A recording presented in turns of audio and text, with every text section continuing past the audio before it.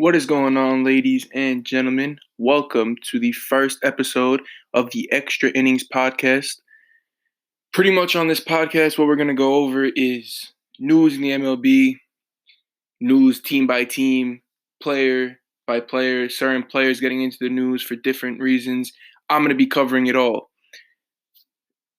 What I plan on doing in the future with this podcast is going team by team until the MLB season starts up, going over their pros, their cons, what they could have done in the offseason, what they should do in the next offseason. Should they rebuild? Should they buy at the deadline if there is a deadline?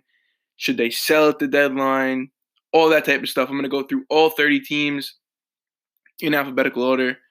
And if there's a team you specifically want, maybe I'll go out of order. But for right now, I plan on going in alphabetical order. And that's going to be something very enjoyable to myself because I love talking baseball. I love everything about the MLB. And I'm extremely sad right now that it's just not here right now. We've been about 2 weeks that baseball should have been played but hasn't been played.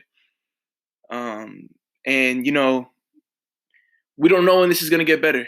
We don't know when Rob Manfred and health officials actually clear the players to play and the fans to be in the seats. I missed opening day and I haven't done that in a super long time. So it was weird not being in a baseball stadium on opening day, just watching the sport that I love. So it was a little weird. It was a little upsetting, but I know that it's in the best interest of players and fans to not play baseball right now. But, I wish that things were different. So I'm going to be starting that series of 30 teams, starting with my next episode. But for this episode, all I want to talk about really is I'm going to keep it short and sweet. I want to just talk about life without baseball and, when we plan on getting baseball back, when the MLB, plans to get things back into motion, players getting back to camp, games hopefully starting up with or without fans, all that type of stuff I want to talk about. So news came out today that the MLB and the MLB Players Association, they're focusing on a plan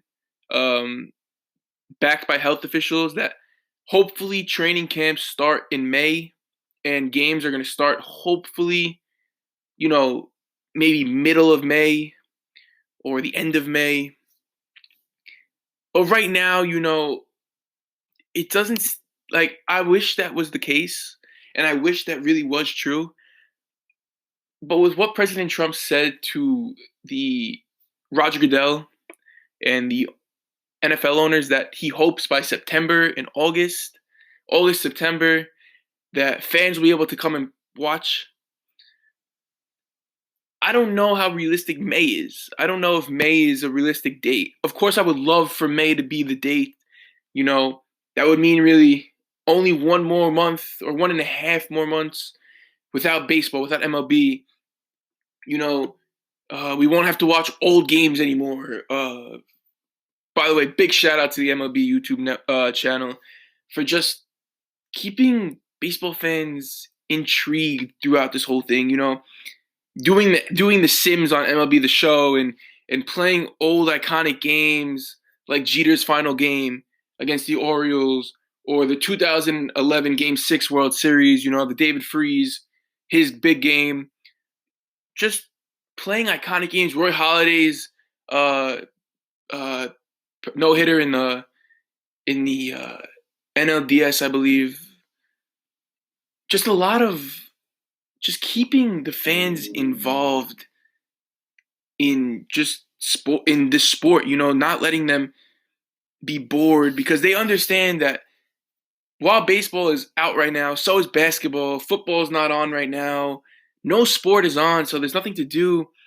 And they're keeping them involved and intrigued and wanting more. And I think that's a great, business tactic on one hand by the MLB, but also just a good move in general by them, business or not. It looks good for them, and they're doing a service to the public by doing this. So, I catch almost every game, or I try to catch at least one game a day, or 2 games a day that MLB puts on their YouTube channel, working around school and work.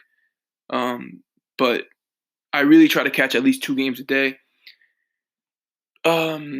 Just going off the May timeline, or estimated timeline. Hopefully, if that happens, I don't see fans being allowed in the stands. I think. Well, first, this is definitely going to be a shortened season. I think everyone can agree on that. We're not playing into November. We're just not. We're not doing that. It gets too cold, depending on where the World Series destination would be. If it's in New York, you're going to play in 20 degrees, 10 degrees at a certain. It's just not plausible to go that far. So September will be the end of the season. October will be the playoffs. Hopefully, if we play it. I'm just curious as to, because there was a report earlier that Manfred said the MLB wouldn't start unless fans were cleared to be in the stands. And I don't know how realistic that could be if they want to start in May. I would love for them to start in May because that means baseball. But I don't think the players believe it's going to start in May either. Yelich said today that there's a 50-50 chance that MLB gets played in 2020. And honestly, I hate to say it, but I agree with him. There is a 50-50 chance, and I believe right now it's closer to a 60-40 that we do play, that there is going to be some version of the MLB in 2020. I believe that, it might be 80 games or 90 games. I don't know if we're going to get 100 games. I don't know if we're going to get 120 games. But even if it's 80, half a season, it's still enough. We can name a Rookie of the Year. We can name a Cy Young, MVP. Players can get paid. Services can get handled on contracts, because contracts are a big deal right now on whether service time will count on this year. Like, think about it like this. For service time, Mookie Betts did not sign a new contract with the Dodgers, and he hasn't played an inning with them. So there's a chance that the season never gets played out, and Mookie Betts re-signs with the Red Sox. So the Red Sox kind of fleeced the Dodgers because they were able to get all these players from the Dodgers, and Mookie came back to them, so he never played, and the Dodgers just got fleeced. It could happen, and that's something that I'm sure Red Sox fans would love for that to happen. But I don't know. I feel like, that's something that the MLB Players Association has to really work out with Rob Manfred, first with the agents.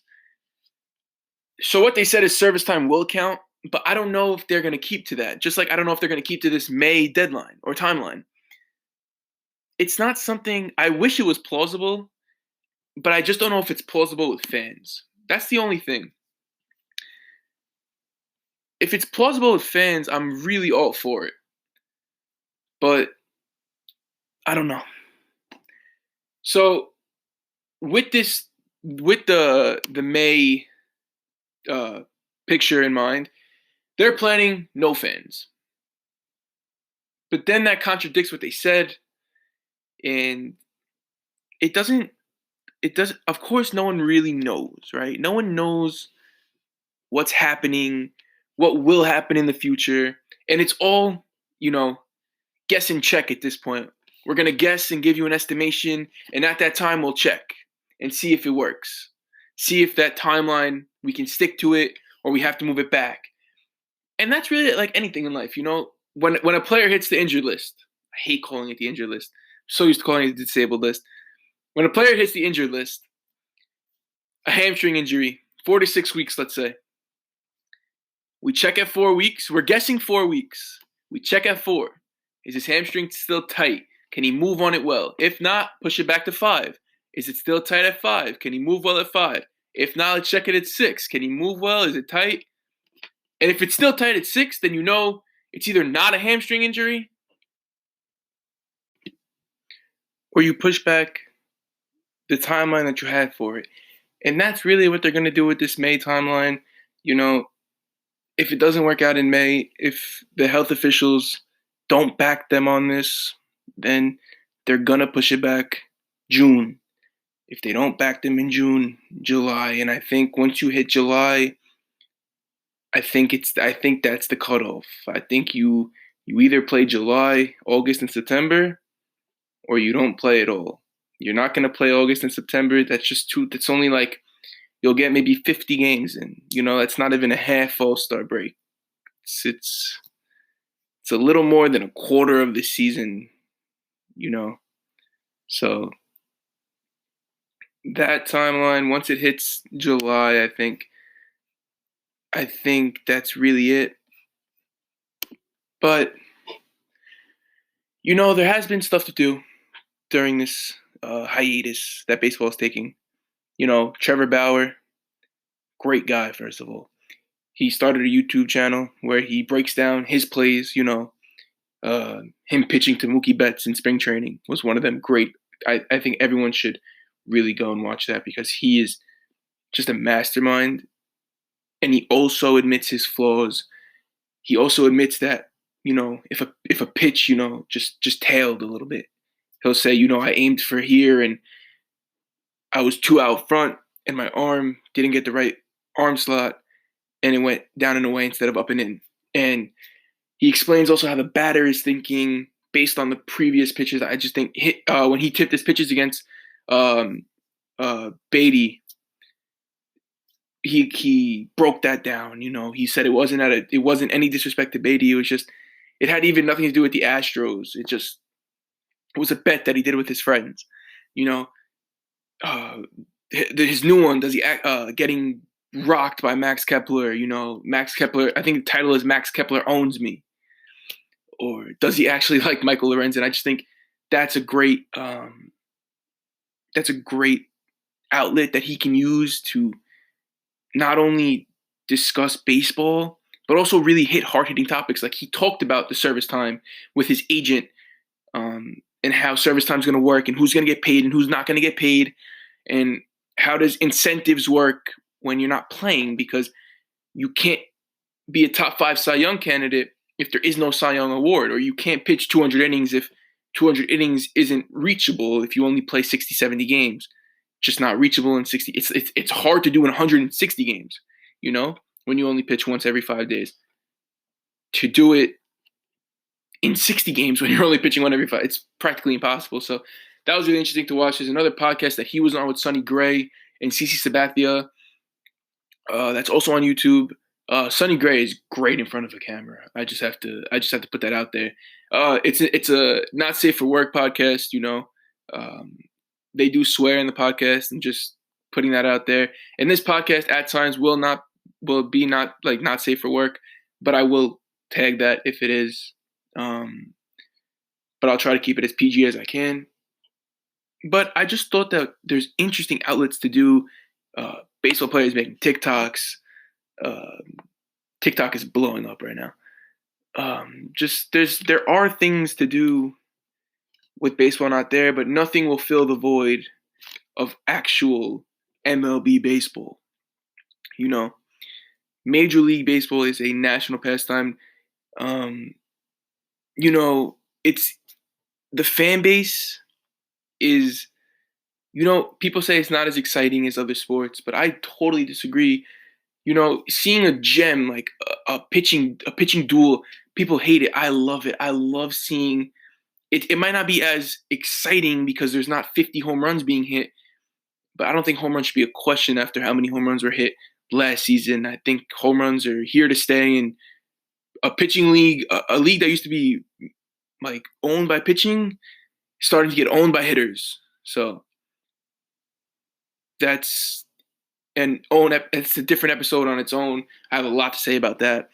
But the fan base, people say it's very boring, but I totally disagree. I feel like if you can't sit down and watch a masterful pitching duel, then you will never enjoy the game. And it's a shame because, like, Clayton Kershaw versus Blake Snell, let's say. I know it's an AL-NL matchup, but let's just go with it. Two amazing pitchers, one one definite Hall of Famer, and if Blake Snell can stay on the path that he's on, he can get there too. I know it's hard to be in the Baseball Hall of Fame. Cooperstown's I think it is the hardest Hall of Fame to get into, in my opinion. I think basketball is the easiest. I think the the NFL is slightly harder than the NBA or the Basketball Hall of Fame, but I feel like it's much easier than the MLB, the Baseball Hall of Fame. Cooperstown is for the best of the best and the elite. And even if you're elite, you still have a hard time getting in. So, because they find every little flaw that you had, any 80-game suspension that you had in the beginning of your career, when you play 20 years, they'll focus on those 80 games and they'll be like, he cheated and he shouldn't be allowed. I have a lot of thoughts on that, also on who's still on the ballot, who I believe shouldn't be on the ballot. But that's just me, and I will get into that on different episodes, upcoming episodes. So stay tuned for that. But that's pretty much all I have for you guys today. Just let's hope for the best right now. Let's keep our optimism at a peak, and let's just hope that baseball comes back in May of 2020. So thank you guys so much for watching. I just want to say really quick, rest in peace to Mr. Tiger, Al Kaline. Tough to see him go. He is known as one of the happiest players in baseball. He was known as that. He was continued to be known as that throughout his retirement. Justin Verlander, very close to him, posted something on Instagram. It's always hard to see a player go, retired or still playing. It's just tough to see anyone go, and especially someone as influential as Al Kaline. So just want to give my condolences to his family and rest in peace to Mr. Tiger. So thank you guys so much for watching, for listening, and I appreciate you guys stopping by, taking your time out of your day, just listen to me, and hopefully you guys enjoyed what you listened to, and we'll tune back. So thank you guys so much, and have a great day.